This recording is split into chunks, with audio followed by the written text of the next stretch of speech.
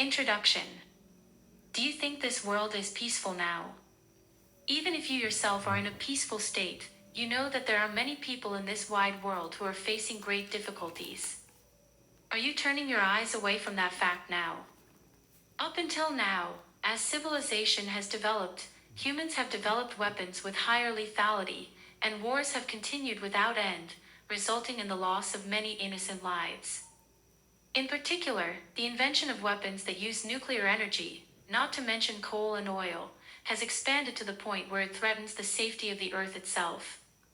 Including the problem of nuclear weapons and nuclear waste disposal, disasters caused by global warming, an unfair and unequal society that continues to create vulnerable people, lack of children's education, food and water shortages, economic imbalance, human species discrimination and conflicts due to differences in religion and principles have claimed countless human lives. Even now, in the 21st century, more conflicts are erupting around the world, and the number of people losing their precious lives, as well as the number of refugees and the poor, continues to increase rapidly. This story is about four gods, Jesus Christ, Muhammad, Confucius, and Shakyamuni Buddha, who have been overlooking the dire situation of humankind from the heavens, and the time has come when they must solve these problems. It begins when you finally decide to take action. This story is about 5 cute children who had great past lives such as Lincoln, Newton, Moses, Mother Teresa, and Tokugawa Ieyasu, who were chosen by the four gods, and 2 children who had past lives of the Virgin Mary and Joan of Arc. This is a truly miraculous story full of hope and emotion, about a beautiful young minister who dedicates his life to achieving world peace. The content of this story is written in very easy to understand sentences that children over the age of 10 can understand, so we recommend that the whole family read and listen to it together. There will also be topics such as politics and economics, so if your child doesn't understand something, I would like parents to provide additional explanations. As parents and children read and listen to this story together over and over again in homes all over the world, it becomes clear in their children's minds what concrete actions they can take to bring about world peace. One of our aims is to raise awareness. The four gods are speaking to you in very kind words about what is the cause and what should be done to bring peace to the world. It is a very far-reaching idea that if the children who listen to this story eventually grow up to be adults, take on the role of leading people, and take action based on the knowledge they have gained from this story, the future Earth will become very peaceful. I hope you will understand that this book was written with inspiration from God's plan. However, some of you may be very negative towards religion. Also, there must be some people who are extremely allergic to religions other than their own. However, it is never too late to make such criticisms after reading and listening to this book. If you think you have been deceived and once you read this book and learn about its contents, I am sure that such doubts will disappear from your mind. I would like you to take this opportunity to learn about the thoughts of the four gods, Jesus Christ, Muhammad, Confucius, and Shakyamuni, who speak of the earth as a place where people from all over the world can live in harmony. On this YouTube channel, you will be able to listen to approximately 5 chapters of the 18-chapter story, which are the main parts of the revelation uttered by the four gods, for free. From this portion alone, you should be able to understand how the revelations to humanity spoken by these four gods are beneficial to modern humanity. This story asks 5 children of different religions and skin colors about their faith in God, and what they can do to bring about peace to the earth and humanity.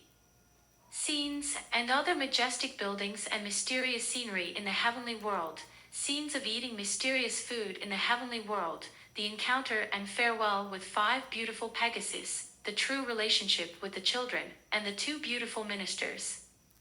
There are many interesting things to see, such as the meeting between the world leaders, the World Peace Conference where leaders from all over the world rejoice, the world after death, and what the future of humanity will be 1,000 years from now. In addition, in the background of this video, the original drawings and sketches of illustrations used in the illustrations in the book are inserted, giving a better understanding of the images of the four gods, 5 children, and 2 beautiful ministers who appear. I have made it easy to express, so please enjoy it. And if you read this book, just like the 5 cute children and 2 beautiful ministers who appear in this story, I hope that you, too, will act with a stronger desire for world peace than ever before. I would be very happy if you could have it. Please come and listen to the revelations of God of the 4 people in Messiah with your family.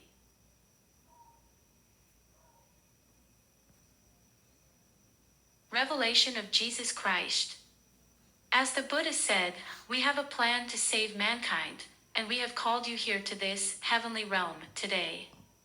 In order to realize this plan, I will talk about some of the problems that are happening on Earth today and how to solve them.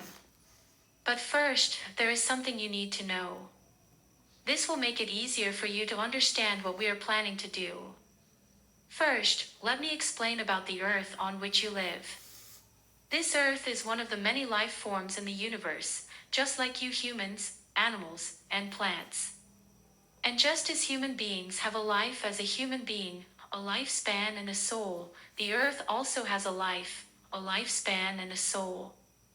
And we 4 are the alter egos of the soul of this planet. We 4 are brothers and sisters of the soul of the Earth. We were born on Earth as human beings, and each of us preached the teachings for human beings to live righteously. Among those beings that Muhammad and I worshipped as gods and passed on to people as gods were the souls of this Earth. You human beings, and all the animals and plants that exist on the Earth, can only live if this Earth exists. If this Earth were to disappear, you human beings and we, God, would all be lost. This Earth is one of the most beautiful planets in the universe. It is the most suitable and wonderful planet for human beings to live, grow, and evolve. Therefore, it is of the utmost importance for you, the human race, and for us, God, to protect this planet in a healthy state. This truth must first be made known to you. The 5 listened to Jesus Christ without blinking an eye. The Earth is one of the life forms in the universe just like us. The Earth has life, lifespan, and soul. And that the 4 gods are the alter egos of the souls of the Earth, and that they are soul brothers who are also close to each other. They told us the truth that we, the human race, must protect the safety of the Earth. In other words, the souls of the Earth created their own soul alter egos as gods to teach mankind how to live righteously and to correct them if they lived wrongly so that they could live peacefully on the Earth. The 5 children were now told by Jesus Christ the secret of the Earth and God, which no one had been able to know before. At the same time, they immediately understood that this Earth is greater than God and that protecting this great Earth is the greatest mission of mankind. After confirming their convinced expressions, Jesus Christ continued, "How can we protect this Earth?" He continued, "I would like to talk about how we must protect this Earth by focusing on 2 of the problems that are currently occurring on the Earth. The first of these is the issue of nuclear weapons. More than 2,000 years have passed since I was born on Earth and taught my teachings. During that time, human civilization and science have progressed and the population has increased. Throughout that history, there have been constant conflicts in various parts of the world, and in the 20th century, a major war broke out. Twice, nuclear weapons were used in the easternmost country in Asia, and many innocent people died. Furthermore, countries that possess nuclear weapons have conducted nuclear tests on the Earth many times.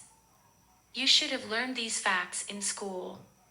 As I told you earlier, the Earth is a living organism in the universe just like you human beings. If a powerful bomb is used repeatedly on your body, the Earth, as a living organism, feels intense pain. Especially the pain that nuclear weapons inflict on the Earth is far beyond your imagination. For a human being, it would be similar to being shot with a rifle. Furthermore, the soul of the Earth has great anger and sorrow for the destruction of human beings, animals, plants, and beautiful nature that will lose their lives as a result of the use of these nuclear weapons. The Earth is a mass of love for all the living beings on it. It has sunlight and heat.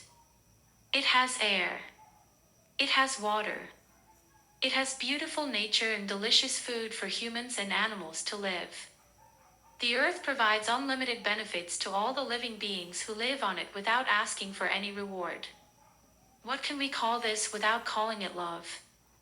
Nuclear weapons, which threaten the earth that gives us such infinite love, all living creatures on it, and its beautiful nature, must be absolutely eliminated. There are a number of countries that possess nuclear weapons today, but it is all human beings who have decided to use them. Therefore, if we can change our minds and our way of thinking, we can abolish nuclear weapons. There are countries that currently possess nuclear weapons in order to gain an advantage in negotiations with other countries or as a tool of intimidation. Some countries claim that they do not intend to use them, but there is a danger that they could explode in an accident. There is also the danger that terrorists or someone with malicious intent could use it to launch a weapon. In the eyes of God, we can clearly see the tragedy. To protect the earth, to protect innocent people, animals, plants, and beautiful nature, we must abolish nuclear weapons from all over the world as soon as possible. Next is the issue of global warming. Global warming is currently causing many natural disasters around the world. As a result, many human beings, animals, and plants are losing their precious lives. The biggest cause of this is the malicious people who do not feel guilty about emitting CO2 for their own desires, just like people who do not feel guilty about possessing nuclear weapons. From the point of view of the soul of the earth, these people are like a virus that is infecting your body. If you too fall ill from a virus, you will suffer from fever and body aches. The earth is a living organism just like you, and if it contracts such a disease, you must exterminate the virus. However, like humans, we do not have medicine and cannot go to the hospital. In such a situation, the earth will do what is called self-cleansing to kill off the bad virus, which can be done through earthquakes, volcanic eruptions, land sinking, etc. All of these are catastrophes for humans, and all of them are very dangerous. All of these are catastrophes for humans, and many innocent people are wiped off the face of the earth along with the bad virus. This self-purification will occur when the anger and suffering of the earth reaches its limit, and at this stage, even with our divine power, we will not be able to stop it. The doomsday theory was the teaching of Muhammad and myself, in which we called the soul of the earth an omniscient and omnipotent God and preached faith in the soul of the earth in order to stop the natural disasters caused by this self-cleansing action. We must be concerned about the innocent people who will become collateral damage in the self-purification process of exterminating the virus, whether it is the possession of nuclear weapons or the emission of CO2, which is currently being carried out by some malicious people. Among these malicious people, there are many who continue to pray for their own happiness, looking to me as their Lord. However, they must first change their self-centeredness rather than praying to me. In the past, I taught that those who believe in God will be saved. But that does not mean that if you believe in God, you can do whatever you want. This is the great mistake of our Christians. We must abolish nuclear weapons and stop these viruses that are emitting CO2 and causing global warming as soon as possible. The second proposition for mankind is to stop those who are doing this, and for all mankind to cooperate in order to prevent global warming. These are the two major and urgent issues I have discussed. These two issues are extremely important for the future security of the earth and for peace among mankind. Please keep them in mind. That concludes my presentation. If you have any questions, please do not hesitate to ask.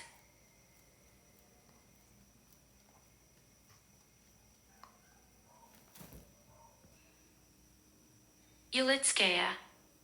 When Jesus Christ finished speaking, Ulitskaya, who is also a Christian, raised her straight and supple right hand after making sure that none of her fellow students raised their hands. Jesus Christ smiled at Ulitskaya as if he had known from the beginning that she would ask him a question. He smiled and said, "Come in, Ulitskaya." Ulitskaya's eyes were wide and she looked at him with a smile. Ulitskaya's big eyes lit up and she began her question. It is a dream come true that the Lord Jesus, whom I and all the Christians in the world love the most, is standing in front of me right now. I am truly grateful for this miracle of being able to speak directly to you. I am very afraid to ask this, but I have a few questions. First of all, what exactly should mankind do in the future to prevent global warming? Secondly, nuclear power generation is one way to prevent global warming. However, the problem of nuclear waste disposal has not yet been solved. Among the many radioactive materials emitted from nuclear power plants, there are many that lose their toxicity within 100 years, but americium-241 remains toxic for 432 years, curium-245 for 8,500 years, technetium-99 for 213,000 years, and cesium-135 and palladium-107 for millions of years. The presence of such substances on the earth will be very dangerous for future mankind. Is there any way to solve this problem? And one more thing, many countries are using nuclear power, but is there any problem with continuing to use it? What are your thoughts on these three questions, Lord Jesus? Jesus Christ knows that Ulitskaya's soul has a past life as a brilliant scientist. Ulitskaya has been born a scientist twice before. The first time was in the mid-17th century, when she was born as a male scientist. Besides discovering universal gravitation from the falling of an apple, he also discovered the calculus method in the field of mathematics and solved various problems in the optics of light and color in the field of physics. In physics, he solved various problems in the optics of light and color. He also studied the rainbow and showed that the rainbow has 7 colors. He also established the 3 laws of motion, including the law of inertia and the law of action-reaction, and is the greatest scientific soul of modern science. The second was a woman scientist, born just after the mid-19th century. She married a man who was also a scientist, and together they worked on radioactive materials, discovering radium and polonium almost simultaneously. They discovered radium and polonium almost simultaneously, but since it was not known at the time that radioactive materials were harmful to human health, they continued their research without taking any protective measures. In addition, she handled X-ray equipment and was exposed to large amounts of dangerous X-rays as she examined the wounded in a major world war. Her husband died at the age of 46 after his research, and she also won 2 Nobel Prizes, but the effects of radiation caused cataracts, loss of vision, and leukemia, which took her life at the age of 67.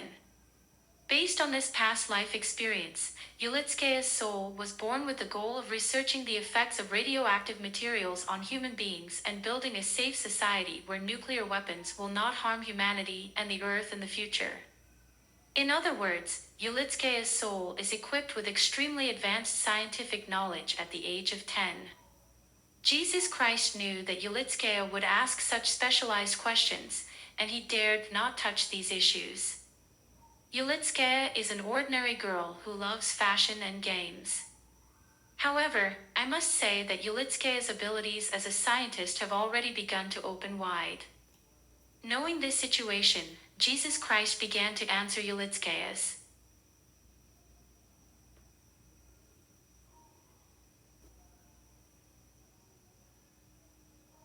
revelation of Muhammad. Encouraged by the words of Jesus Christ, Obama turns to Darvish with a big smile on his face. Darvish also hears the words of Jesus Christ and looks at Obama with his face crumpled up in joy. They both clench their fists tightly, like victorious athletes do when they win a sporting event, and express their joy by striking a gut-punching pose together. Seeing their joy, Muhammad, who was wearing a pure white turban, gently removed the scarf that was covering him from the nose down. There, a magnificent golden beard covered his entire face. His eyes are very kind as he smiles at the 5 of us. Muhammad, who was said never to show his face in public, now revealed his true face for the first time. This must have some special meaning. Muhammad stepped forward and began to speak. He said, "The ideal of our God is to see Muslims and Christians getting along with each other like you do. As Jesus said, Jesus and I get along very well. Mr. Obama, Mr. Darvish, you must be relieved. Now, as Jesus just said, the answer to your question, Mr. Obama, is contained in the talk between me and Confucius, so please keep listening. First, let me proceed to the issue of the ongoing conflict due to the differences in religion and nationalism that Jesus spoke of earlier. There are more than 200 countries and regions on the earth where you live today.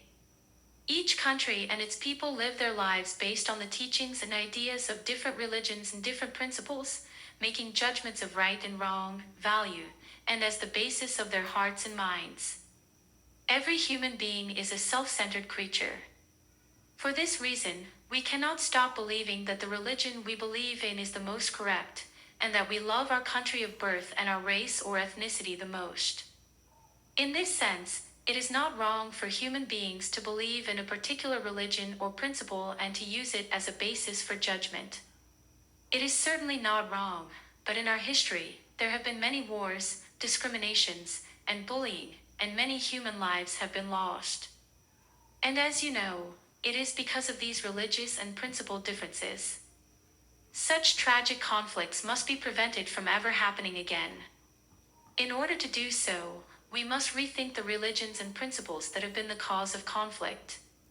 In other words, the time has finally come to reform the teachings and ideas of all the religions and principles that each country and each nation's people have believed in and relied on. Here, first of all, I have to tell you, as a Muslim cleric, about the conflicts that are taking place due to religious differences. As Jesus said earlier, we four were born in different times in different regions, and we preach the teachings for the right living of human beings. You may think that there are many differences in the teachings of the four of us, and that these differences have been the cause of the conflict that has continued until now. But the truth is different. According to our plan, Buddha and Confucius, who were born before us, did not mention the existence of God, while Jesus and I, who were born after us, focused our teachings on the existence of God. Except for that point, we four preached the same teachings based on the exact same principles, using expressions that were easily understood by the people of that time and region. However, as we passed away and time went by, the teachings were changed each time due to differences in interpretation among the disciples and succession disputes.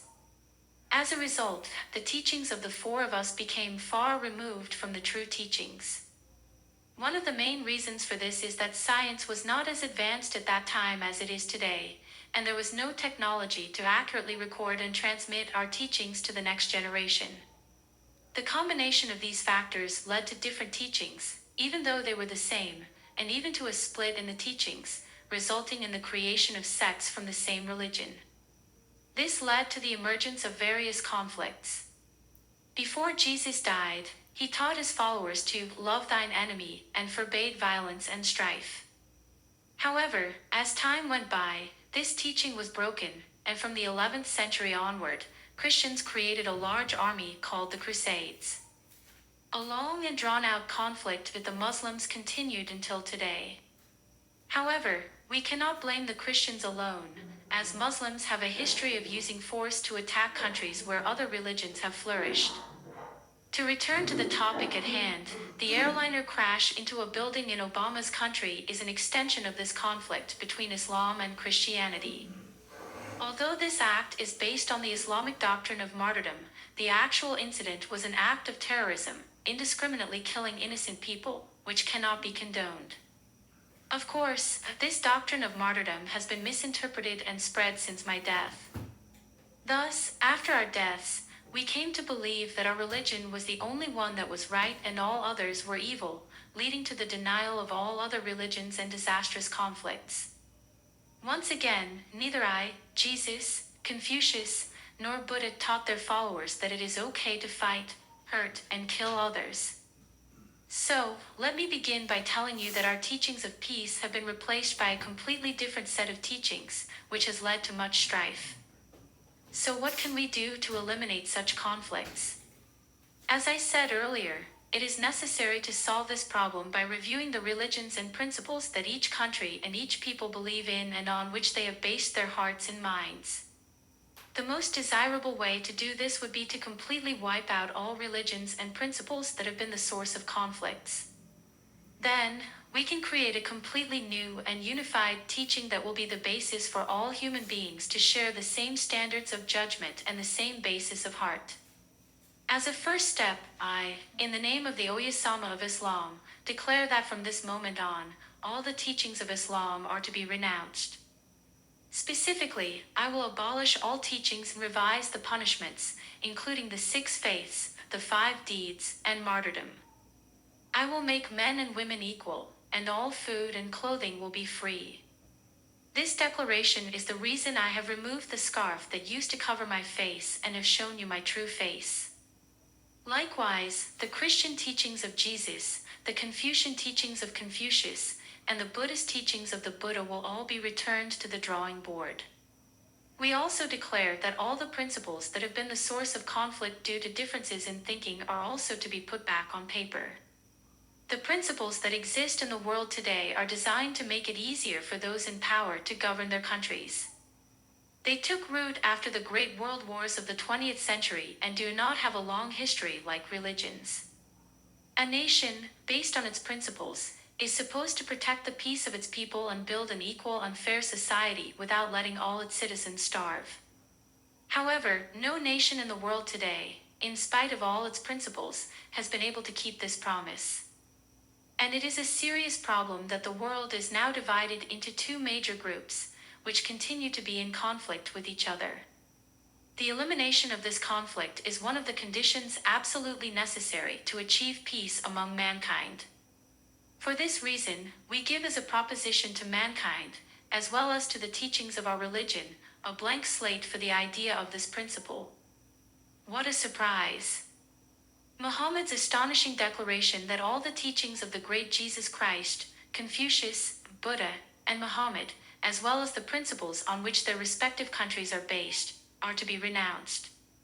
However, Jesus Christ, Confucius, and the Buddha listened to Muhammad's declaration with calm expressions on their faces, as if nothing had happened.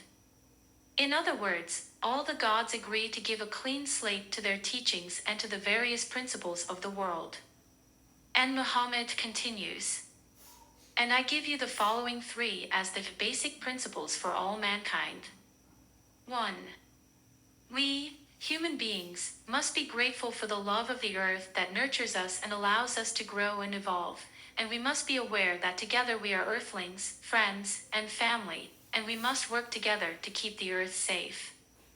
We, the human race, shall strive to maintain peace, never using violence or force, and shall not be discriminated by nation, race, ethnicity, color, sex, or gender. We, the human race, must strive to maintain peace without violence or force, and to ensure the fairness and equality of all human beings, regardless of nationality, race, ethnicity, color, sex, disability, or disease. We, the human race, must respect each other's freedom, will, and individuality, and must protect human rights under all circumstances. The contents of these 3 fundamental principles are not difficult to understand. Even you, children, can understand them, and anyone can easily follow them. They are eternal and universal truths for the future safety of the earth and peace for mankind. As Jesus explained, we must never forget that only with a safe and healthy earth can human beings live, grow, and evolve on the earth. It is important for all human beings to have a sense of gratitude for the earth where we were born, and to be aware that we are all of the same planet. This awareness of being a part of the global community should not be centered on one's own country, but rather on the entire planet as a single country. From the perspective of fairness and equality, we should eliminate all privileged classes that currently exist in some countries. There is no such thing as a higher or lower class among human beings. And the freedom, will, and individuality of all human beings will be respected. Everyone will be allowed to compete freely, fairly, and equally in all fields, including academics, business, the arts, and sports. As a result, there will be no restrictions on achieving success based on talent and hard work, building wealth, and earning the respect and admiration of those around you. There are many people on Earth who have difficulty adjusting to society due to various illnesses, disabilities, and withdrawal. We need to create a system that allows these people to participate in social life in the same way as healthy people. For example, those who want to work should be fairly supported so that they can earn a stable income and lead an independent life, so that no one is left behind. As explained above, these three items will be the basic principles for the future of humanity. Then, from among the religions and principles that have been discarded, we will select teachings and ideas that fulfill these basic principles and create a unified doctrine that will replace the religions and principles of the past. This unified doctrine is tentatively named the World Peace Constitution. The creation of this Constitution for World Peace is also our mission to mankind, along with the aforementioned whitewashing of religiosity. Originally, there are not many errors in the teachings and ideas of all religions and doctrines. Therefore, we are not rejecting any particular religion or principle. It is only that they existed in pieces, and that was the cause of the conflict. We must not overlook the fact that all of them have been the basis for the spirit of life of each human being. We must integrate the common and correct teachings of all religions and principles into this Constitution for World Peace and live it as the basis for judging right and wrong and values, and as the basis of our hearts and minds in the future. As a result, the differences in teachings and ways of thinking that have been the source of conflict will disappear, and conflict will cease to exist. This is the answer to your question, Obama. Obama, I hope you understand. At the same time that we create this constitution, we will also create laws and rules in all areas, including economics, politics, medicine, education, welfare, and the environment, to improve the problems we have now. The Buddha will explain the specifics of this improvement later, so please look forward to it. The above is what I have to say to you. I realize that some of the language may have been somewhat difficult for you 10-year-olds to understand, but if you have any questions about what I have said so far, please do not hesitate to ask. In the past, Muhammad always wore a scarf when meeting with his followers and never showed his true face. But the reason he broke that rule and showed his true face to his children was to whitewash all of Islam's teachings. In other words, it was an act to prove that he was no longer the guru of Islam. Today in Islam, there are severe penalties for representing the face of Muhammad as an image. In view of this reality, Muhammad himself, as the founder of the religion, expressed his intention to make the teachings of Islam a blank slate and to annihilate such penalties. Furthermore, he made the astonishing declaration that the teachings of Christianity, Confucianism, and Buddhism, as well as the fundamental ideology that governs the nation, would all be whitewashed. In addition, 3 fundamental principles were given to mankind, and the creation of a unified constitution in accordance with these principles was given as a proposition, along with a blank slate of religions and principles. Today, conflicts between different religions and different principles continue to exist on the earth, and every day there is a conflict somewhere that claims the lives of innocent people. It is a sad reality that no one can stop this conflict. In this light, this declaration of God Muhammad will surely be an extremely great relief for mankind in the future.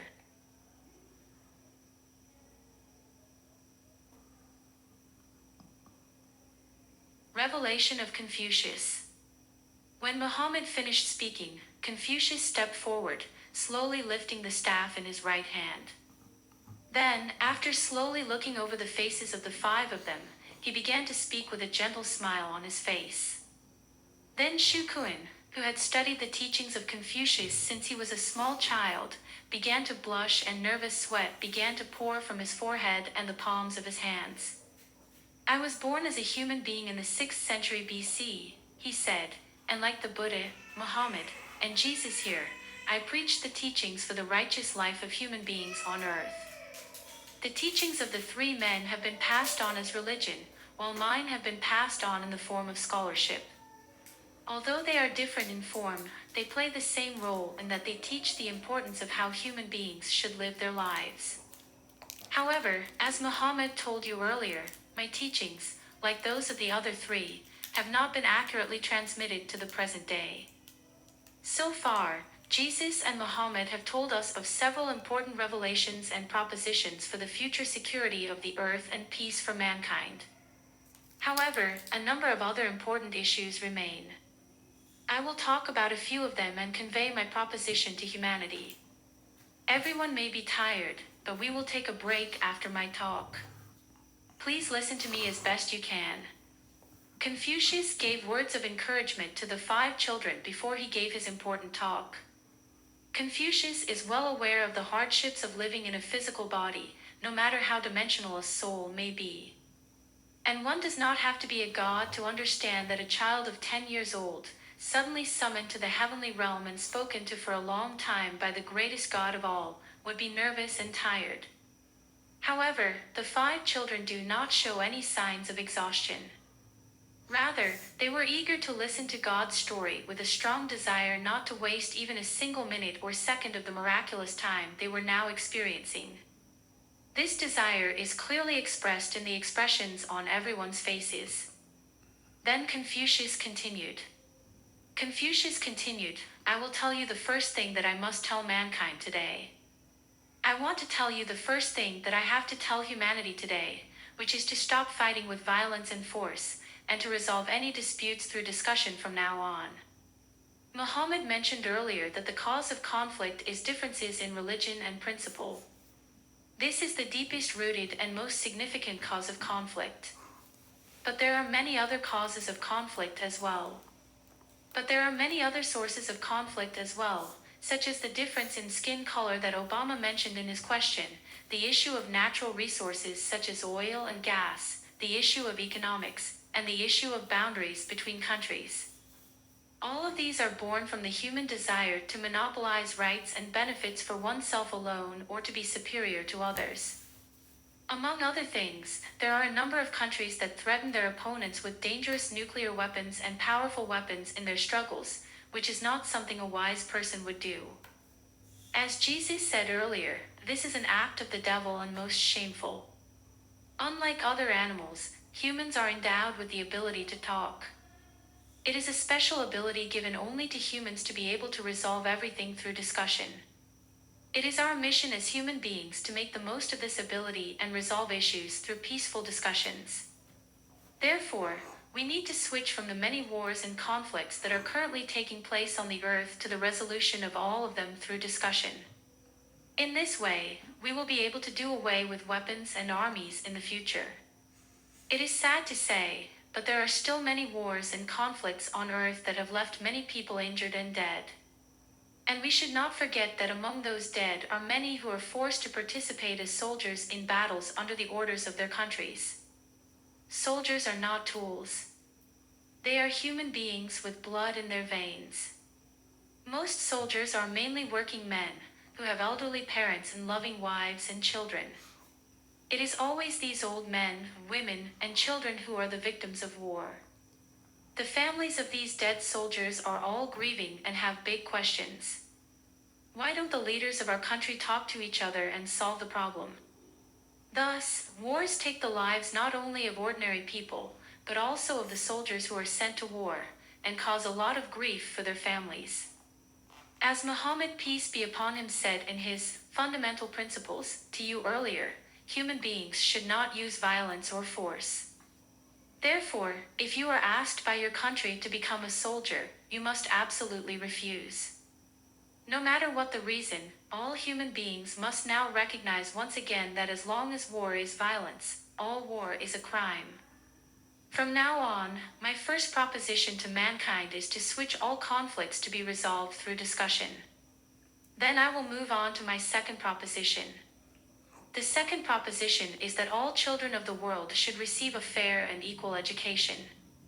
In order to achieve this education, we must first help refugees from wars, conflicts, and disasters, as well as poor people without economic power, by helping their entire families. At the same time, we must also rescue children without parents and children who have been abused. To achieve this, the government, organizations, corporations, and individuals must cooperate to create a system of relief. Moving children from dangerous places to safe places. Providing safe housing. Provision of food and water that they can eat without shortage. Appropriate medical care. These are the above mechanisms. On top of that, we must ensure that children can receive an education without having to worry about anything. These reliefs are especially important because they will help prevent slavery and the trafficking of young women and children.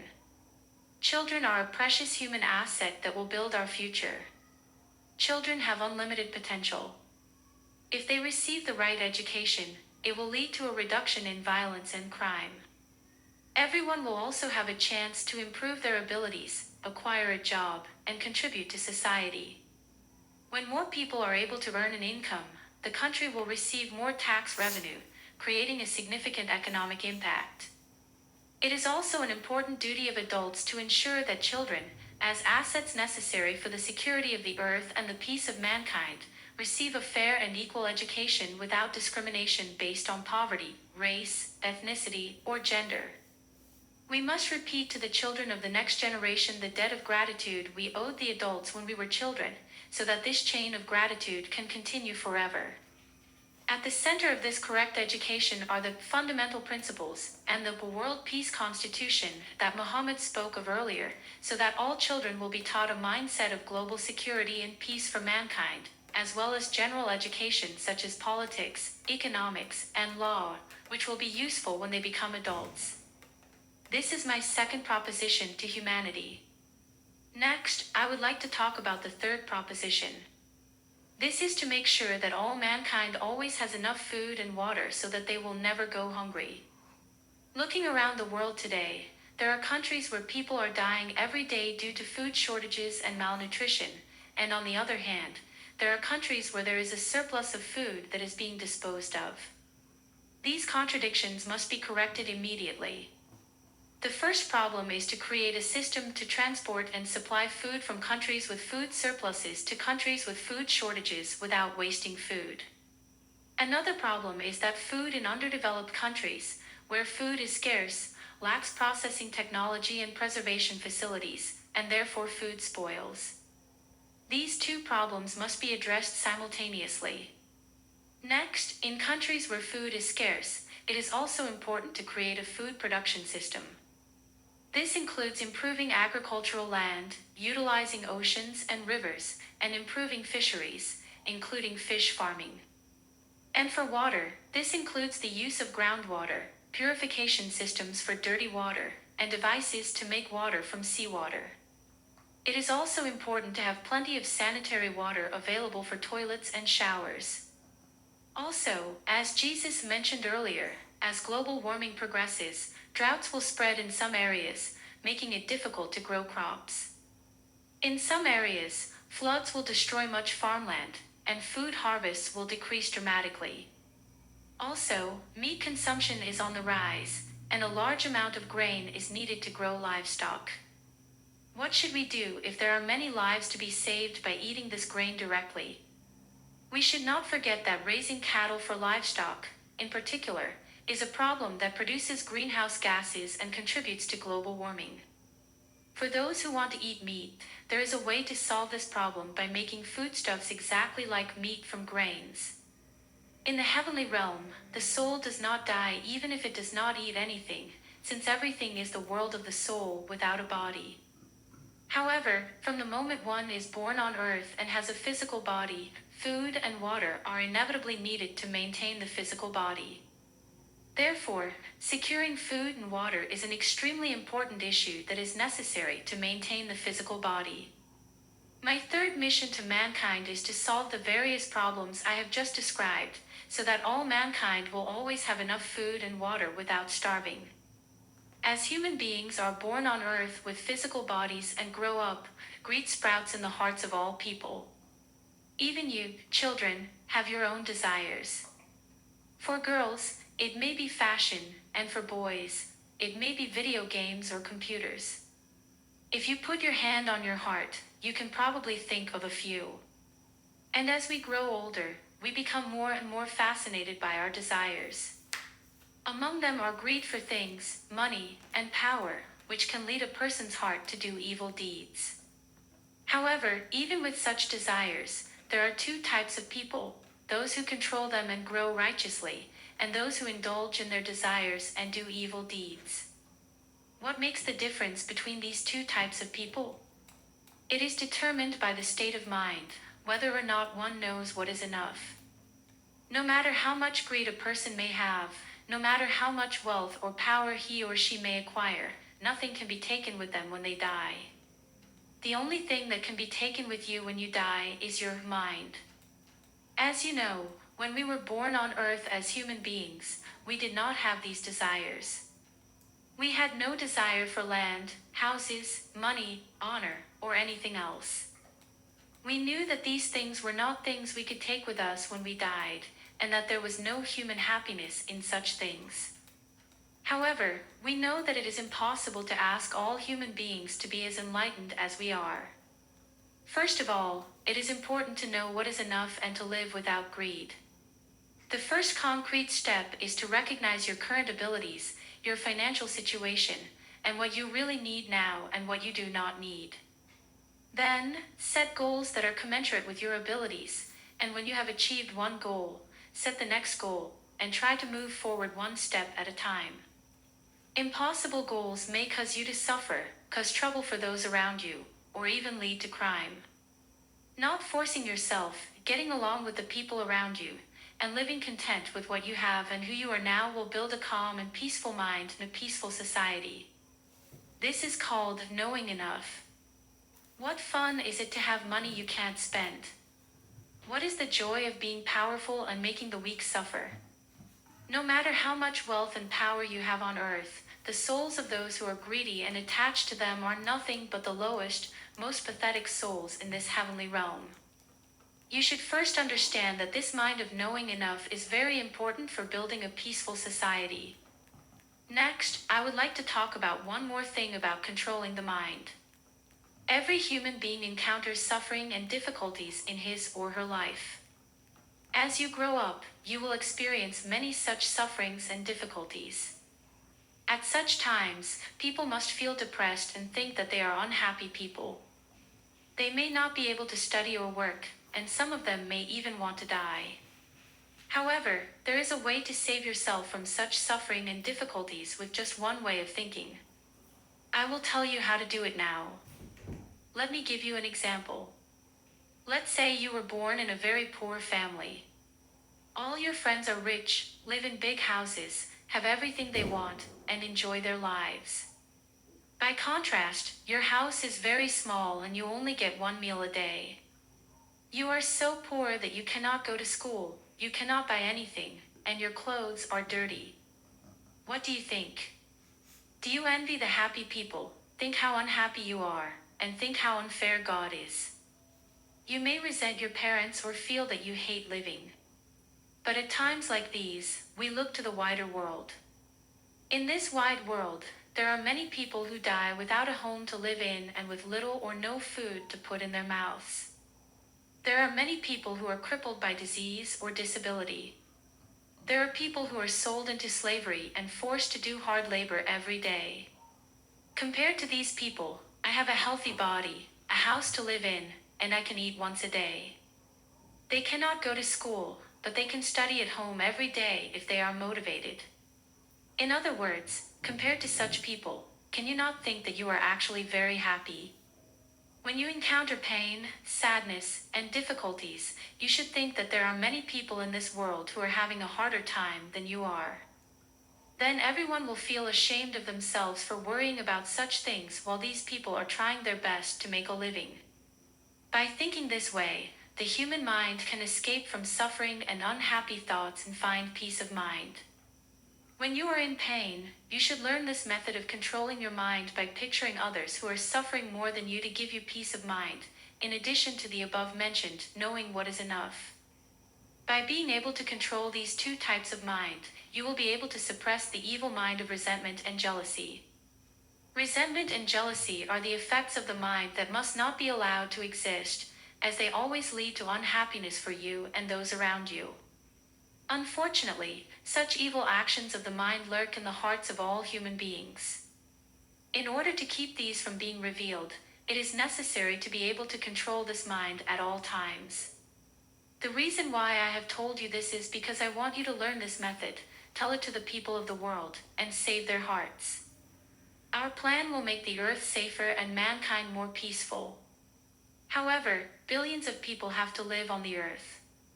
All of them will encounter various misfortunes and difficulties in their lives, such as disasters, diseases, accidents, poverty, and separation from loved ones. This will not disappear even after our plan is accomplished and the earth is secure and mankind is at peace. When faced with such misfortunes and difficulties, those who are able to control their minds and those who are not will have a difference in their mental well-being, which will have a great impact on the evolution of their souls. We want every human being born on earth to lead a meaningful life that leads to the evolution of the soul. No matter how much science and civilization develop, the human mind cannot be made happy by such material things alone. The more science and civilization develop, the more we must pay attention to the state of mind of each and every human being. This is why I have told you this story of the mind. I hope that you will learn how to control your mind and save the minds of people all over the world for the happiness of their minds and the evolution of their souls. And finally, I would like to end with one more talk about the human resources needed to be a leader. Earlier, Muhammad has bestowed upon humankind 3 fundamental principles. Based on these principles, the nations of the world will be united, but at that time, what kind of leaders will be needed on earth? What kind of leader will be needed on earth at that time? We need a person who can adhere to these principles, who can always think from the standpoint of the weak, and who can respect harmony with others. And what we must never have is a leader who abuses his or her power to gain advantage for himself or herself or those close to him or her. And we must never overlook those with malicious intent who cooperate with such leaders. For example, having nuclear weapons, waging war, global warming, turning a blind eye to discrimination and poverty. These evil things are done not only by individual leaders, but also by the evil desires of the politicians, military, and bureaucrats around them, as well as the corporations that make weapons their business. Those who have such evil thoughts should never be allowed to be involved in the running of the country in the future. As I mentioned earlier about knowing enough, it can be said that human beings are creatures that easily become addicted to power when they gain it. Even those who had been living a life of contentment and diligence until then will surely lose control of their minds when wealth and power come into their hands. Therefore, when selecting leaders and political leaders, we must fully check their qualities, that is, the goodness or badness of their souls. The basis for this is, as I mentioned earlier, a person who adheres to these principles, puts himself in the position of the weak, respects harmony with others, and is gentle at heart. Now, please look forward to the Buddha's explanation at the end of this article as to the specific kind of person who will be chosen. I also mentioned that property is not something you can take with you when you die. However, there is one way that you can use your possessions for your own benefit when you become a soul after you die, and I would like to share it with you. That is to use that wealth when you are alive for the benefit of those in need and for the future happiness of humankind. This act is called accumulating wealth in the storehouse of heaven, and those who perform this act will be able to return to a higher dimension after death. In the early 20th century, in Obama's country, there is a person who became a millionaire through investments. This person was ashamed to die rich and distributed all of his wealth for the benefit of society. Not just a part of his fortune, but his entire fortune. This is not easy to do. That is why it is of high value. This act was recognized as an act of accumulating wealth in the storehouse of heaven, and this person's soul was able to return to the extremely high and wonderful dimension of the heavenly realm. There are many people in the world today who are successful in business and have wealth that they cannot spend down. For the sake of your own soul, you should refer to this person's way of thinking and doing. That concludes my talk. Do you have any questions?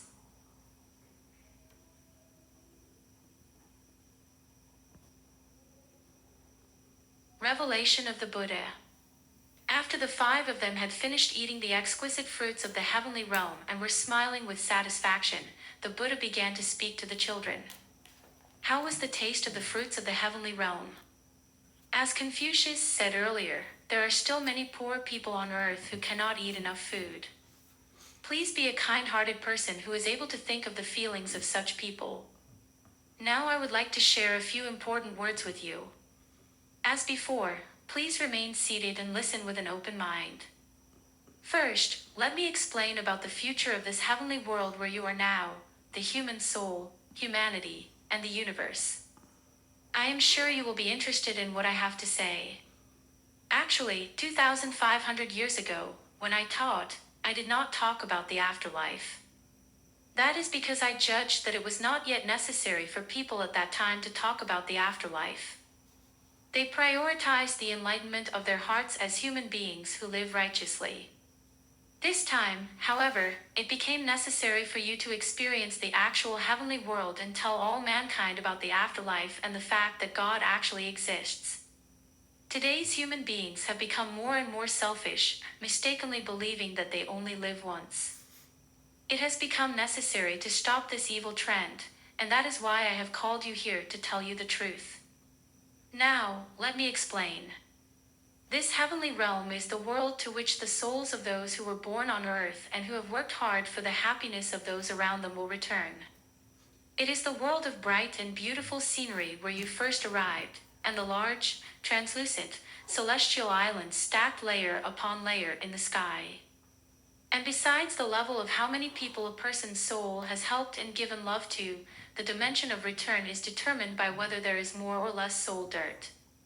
The soul stain is the evil desires of greed, money, and power, violence, and the sin of bringing misfortune to those around us, the evil mind of resentment and jealousy, the belief that we only live once, and whether or not we believe in the existence of God and the truth that the soul can be reborn many times. These things adhere to the soul as dirt, and their weight determines the dimension of return. The lighter and less defiled the soul is, the higher it emerges, and the heavier the soul is, the lower it sinks. To put it simply, the more one believes in God and the reincarnation of the soul, the more one is helpful to others, and the purer one's heart is, the higher one's soul will be. Of course, the heavenly realm is the world of all good people, so even if you have this kind of contamination, you can still return to the heavenly realm as long as you are of more use to those around you. And this heavenly realm is divided into 5 major dimensions. This is called the dimension of enlightenment, which is the highest of the 5, and the top of the 5, the world of God. This world of God is inhabited only by the 4 of us, the alter egos of the souls of the earth.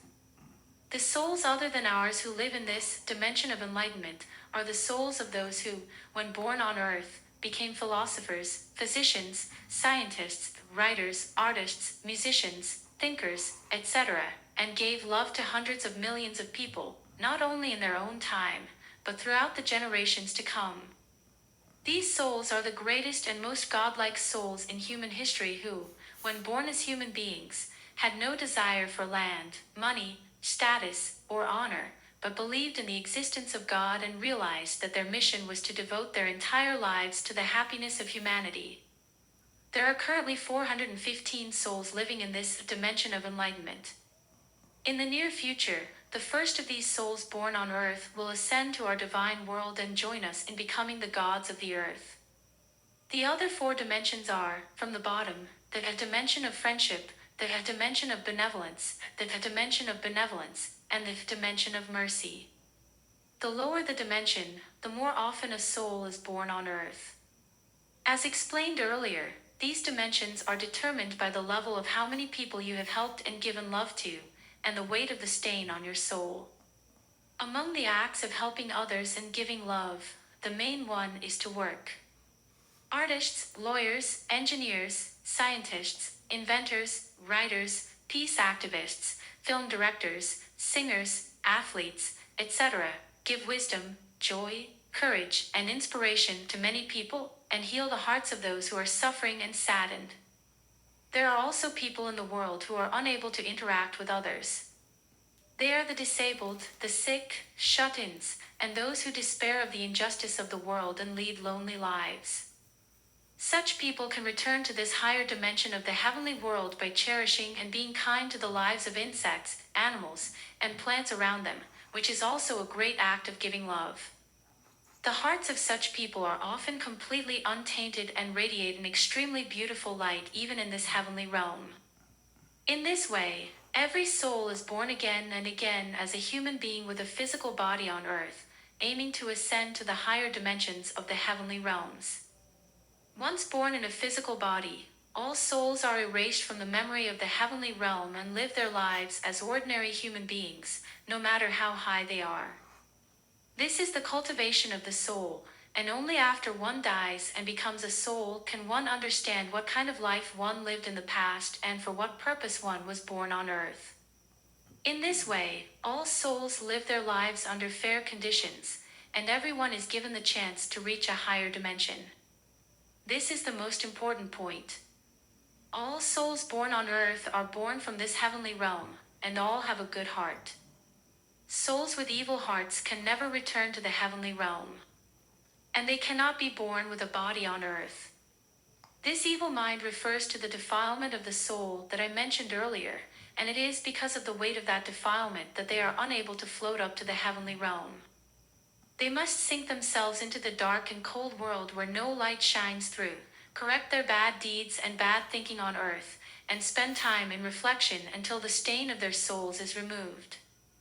Jesus spoke of those who seek to continue to possess nuclear weapons, those who manufacture them, those who continue to emit large amounts of CO2 knowing that it is bad, terrorists, and those who give the orders for terrorism, and so on.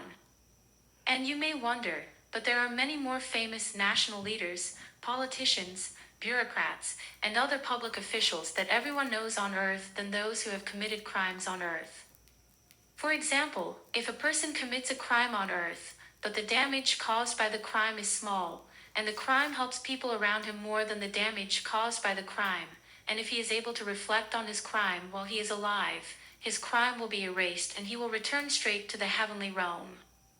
Remember, as Muhammad answered Mr. Darvish's question earlier, he said that most crimes are caused by lack of parental love, lack of education, poverty, bullying, and rebellion against an unfair society and politicians who lie all the time, which are the biggest causes of crime. Therefore, the actions of leaders, politicians, and public officials who are in a position to fix the environment and society, but do not try to fix it or turn a blind eye to it, is a major criminal act in the eyes of our God. There are too many victims of wrong politics in the world. The victims of injustice, of poverty, discrimination, conflict, and the many people who commit suicide because they have lost hope in life are all the responsibility of these people. This is a clear crime and an act of murder, even if they have no sense of guilt.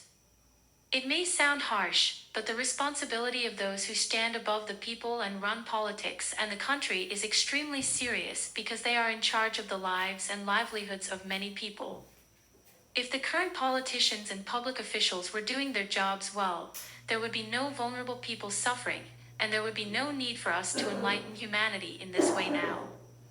In order to do the right thing in politics, we must be public servants of the people, keeping a low profile, and putting aside all selfish desires to serve the people, especially those who are vulnerable. However, the sad reality is that too many leaders and politicians, in order to get into office, tell lies to make all the people happy, and once they get into office, they forget their promises and do injustice to the people. The lack of discernment on the part of the public servants who follow these leaders and politicians is the source of many tragedies. Politicians and public officials who lie and cheat in this way should think carefully about what the people and their children will think when they see them lying and cheating, and what kind of adults their children will grow up to be. Then why do so many politicians and public officials appear? It is because these people live off the taxes paid by the people. In other words, they are employed by the government. Unlike ordinary companies, the government does not go bankrupt. As long as you do your assigned work without making any major mistakes, you will not be fired from your job.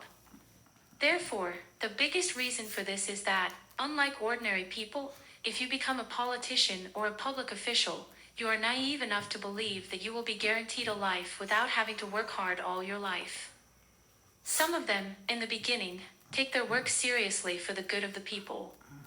However, as they work in this environment, they become assimilated with the naivete of those around them, and without knowing it, their way of thinking and way of life changes to one that is easier for them. In this way, they come to see the people as lower than themselves and eventually become blind to the suffering of the people. When people are in trouble or suffering, they often go to government offices or the police to ask for help. However, the gates are closed on holidays and at night. Even if they are able to seek help, they may not receive an appropriate and thoughtful response to their complaints, which may lead them to despair and commit suicide or commit crimes out of sheer suffering. Many people have resentment toward the authorities and police because of this kind of treatment, and many people have lost trust in them. Just as Jesus treated people with sincerity even on the Sabbath, those in political positions must always keep their doors open to the people so that they can help them with their daily problems and sufferings at any time. It is the duty of politicians and public officials to be grateful to the people and to serve the people, since the people's taxes allow them and their families to live. However, keeping the gate open does not mean that you have to work without a break. It only means that we should take turns taking a day off. If this is not possible, then we should reduce or eliminate the number of politicians and civil servants altogether, and take more remedial measures, such as privatizing the running of the government and the care of the people. Privatized companies have many excellent people and management methods that have withstood the harsh environment, and if these people are entrusted with the management of these companies, the relief of the people will surely make great progress.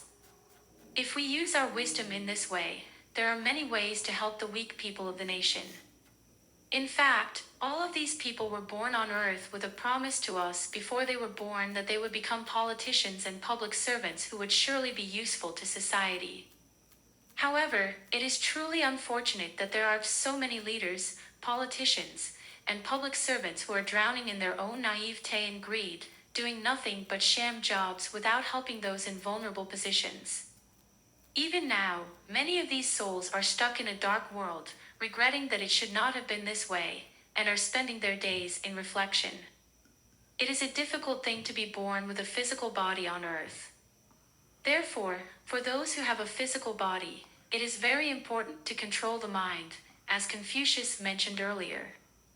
As I mentioned earlier, it is important for human beings to be helpful to those around them and to give love.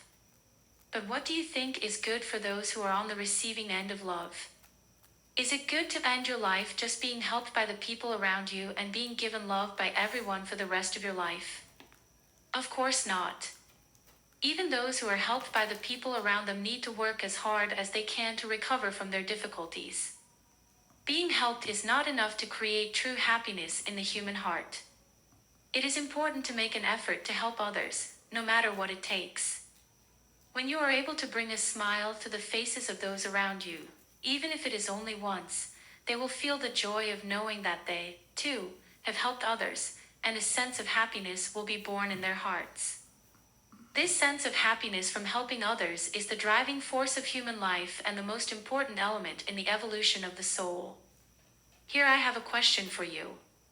Do you think that this act of helping others and giving love is something you are doing for others? In fact, this act is all done for your own happiness and for the evolution of your own soul. Please remember that this is the same act of accumulating wealth in the storehouse of heaven that Confucius spoke of earlier. Money and possessions are not the only things that can help others. Even if you don't have such things, if you have something to give, it doesn't matter what it is. Even a kind word or a smile can help. This is called one light for the poor. In this way, regardless of the value of the thing, it is the mind that tries to help others that is important. As part of our work in the heavenly realms, we also have themes that we preach every day to help all souls ascend to a higher dimension. My themes are wisdom, compassion, and enlightenment, Jesus, love, freedom, and peace; Muhammad, principles, justice, and courage; and Confucius, humanity, civility, and order. Souls who have received our teachings have been reborn on earth many times for their own soul practice based on these teachings. And this time, many higher dimensional souls are being born on earth to cooperate with our plan. The way they are born is that they choose the country, the house, the family, and the gender in which they are born, and some of them dare to choose the painful environment of poverty and disability. And they are supposed to choose a profession in which they can easily demonstrate their abilities and cooperate with your peace activities. However, among these people, as I mentioned earlier, there are not a few who are addicted to greed by having a physical body, or who end their lives without achieving their original purpose due to illness or accident.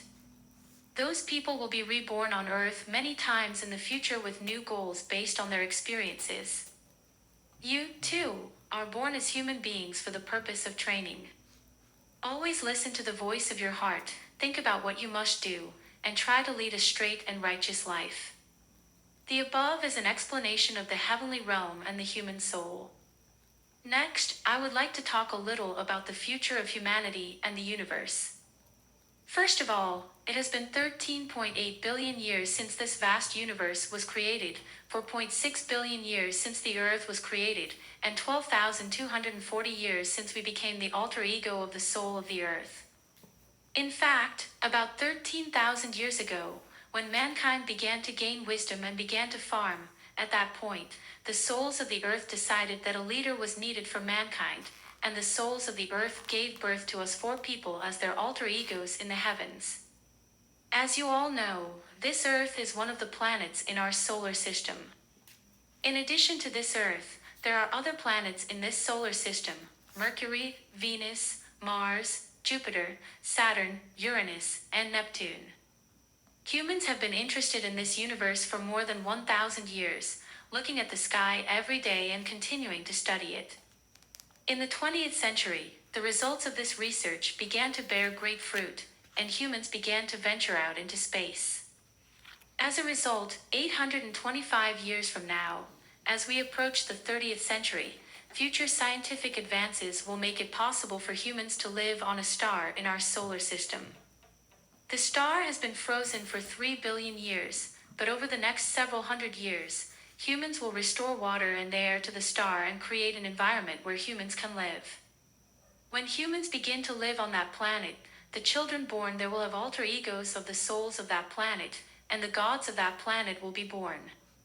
In the future, humans will travel to the stars of the galaxy. This is very similar to the way in which the Earth has become a single world since the 15th century, with the discovery of previously unknown land masses and the rise of voyaging. In this way, humanity will encounter many unknowns in space in the future. New lifestyles will emerge in space, and a new peace constitution will be necessary for the human race of that era. At this time, the alter ego of the soul of the sun will finally appear as a god to guide mankind correctly.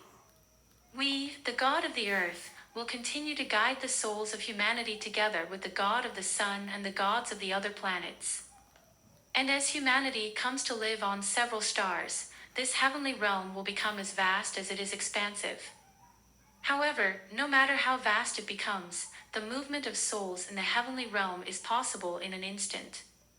The soul without a body has the amazing ability to go wherever it wants to go and meet whoever it wants to meet the moment it wants to. Swimming in water is not painful. You can change your appearance at will. You can stay at the age you like best and wear the clothes you like. The house you want to live in and the garden you want to create can be made in an instant, just as your soul desires. Furthermore, people living in the heavenly realms respect each other, so there is never a single conflict. In this way, the heavenly realm is a magical world that everyone loves, a world of peace itself, where all thoughts can be realized in an instant. Compared to this, the world of physical man is extremely inconvenient, and the speed is far too slow. Nevertheless, through the power of science, humankind will evolve technologies that will enable us to travel in shorter and shorter time, one after another, to the galaxy, and even to the wide universe outside, thereby expanding the scope of our activities. Thus, the future of humankind will be one of unlimited evolution in space. This is the story of the future of mankind and the universe. How does this compare to the world you have seen in books and movies, or imagined for yourselves? Thank you very much for watching until the end. I once again pray that your future life will be wonderful. Michael Ryu.